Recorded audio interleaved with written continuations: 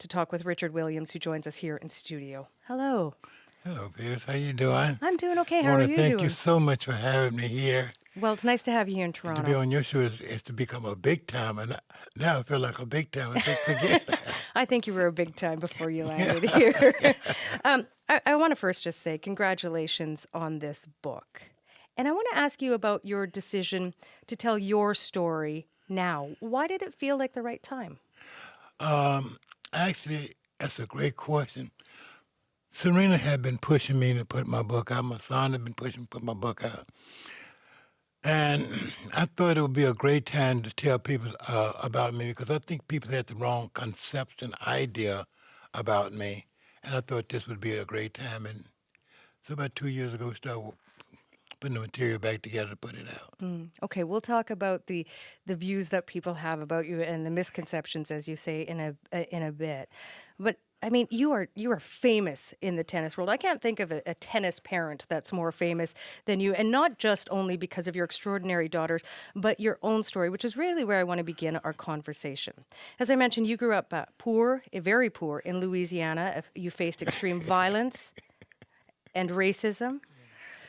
When you set out to write this book, and over the past 2 years writing it, I mean, was it painful to relive some of those memories? Some things were so painful I wouldn't write about it. Some of it was very joyful. I would say about 80% of it was very joyful because whatever took place in my life, my mom taught me that whatever I expected from myself, that's what I could be. And I always expected to be well off. But it never looked like I'm going to be well off because, as you say, I picked cotton. And I used to pick some cotton, so I remember periods that at times didn't look like I was going to ever get out of a cotton field. It was so far. And what's interesting about that was that cotton made me who I am today. What do you mean by that? See, I don't know how much you read the book or anyone read it, but the book on black and white and Richard Williams, that is, cotton taught me to steal, and I was a great thief during my days. I became a thief because of my best friend at that time, little man, was killed. So I took off where he left off from, and in the process of little man getting killed, he was killed by some white people, and they said it was Ku Klux Klan, from what I understand. And during those days, they would take what is called a axe or a hatchet and chop your hands from your wrist and run chicken wire and hang him up on the fence. And they tied his nose behind him and hung him. So I thought I would take up from what he did and be a little smarter and a little wiser. And that's what taught me to start writing better plans of life. And from those plans, I've been writing plans ever since. So the cotton fields made me really a great person. Your book, I mean, delves in to, to, to, to, to the extent of racism. Can you just share a story from that time to give people an idea of the depth of racism that you faced? I faced racism to the point that I got beat up by the time I was 5 or 5.5 years old. But I'd been taught better. But I guess I went against what I had been taught. In those days, you could never put money into what they call the Caucasian or the white people's hands. So I'd put the money in the guy's hand. He said, "You nigger," and he jumped on me and beat me up and threw me out in the streets. A Well, white man yes, beating up a young black boy. yes, 5 or 5.5. Well, that was the first time I ever seen my dad take off running.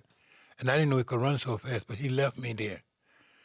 So I had to learn to run myself, and I did.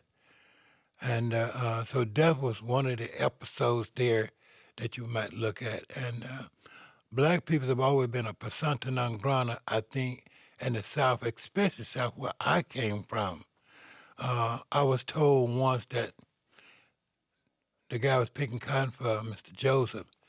He said, "I'm not going to pay this boy because this boy didn't do nothing but ride on your sack." He told my mom. And I said to myself, "I'm going to get my pay. He may not pay me, but I'm going to get it." So I got my pay. But in the process of getting the pay, I guess one of the white farmers that he had two of them, shared with him that I came and stole his cotton. And he was going to make a great example of me. So the next day when I was in the field, he came up on this big horse riding with a whip. And I had prepared myself. So when I threw the snake on the horse threw him off and stepped on him. But I couldn't go back to his field no longer. So those are some of the things I experimented that I thought was humongous. You were determined to make a better life for yourself. You moved to Chicago, later to California. You work your way up. Why are you laughing?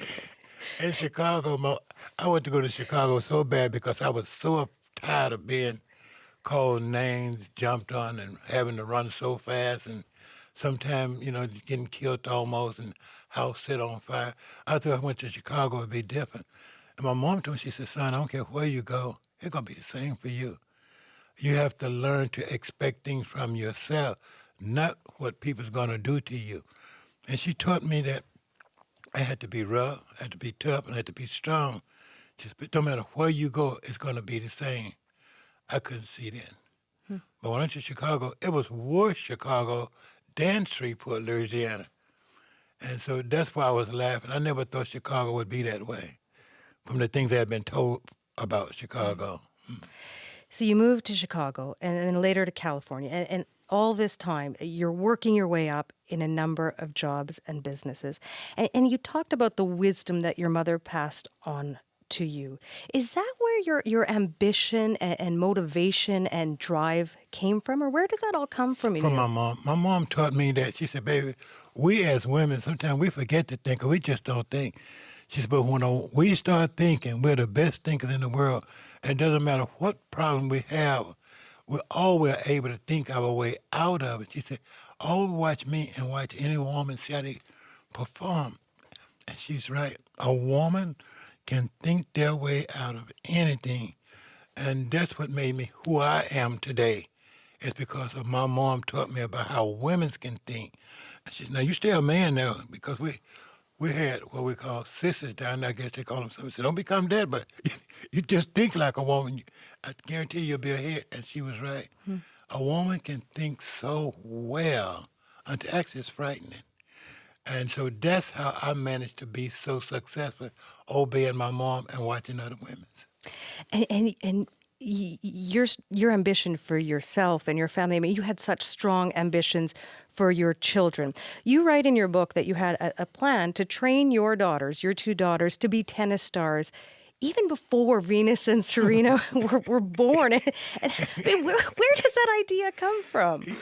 Let me tell you something here. Here. I remember one of the girls so bad until someone said to me, say, well, how you know you're not going to have a boy? I said, oh, no, that'll never happen. I'm having a girl. And I did have a girl, too. But here's the catch to it. My wife one day went to had a baby at Linwood Hospital, California, Los Angeles. And while she was there, she didn't have a baby, but had to take her home. And the next day I went back with her. It seemed like every day she had to go, but no baby. Well, one day I was sitting there and I started screaming and yelling as loud as I could yell. And so the doctor came out and said, don't get too excited. She haven't had the baby yet.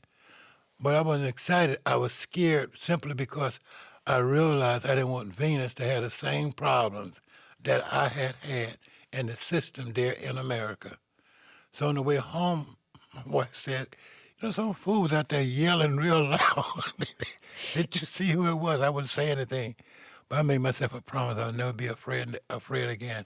So yes, I planned their careers long before they were born. I started planning the Venus career of money-wise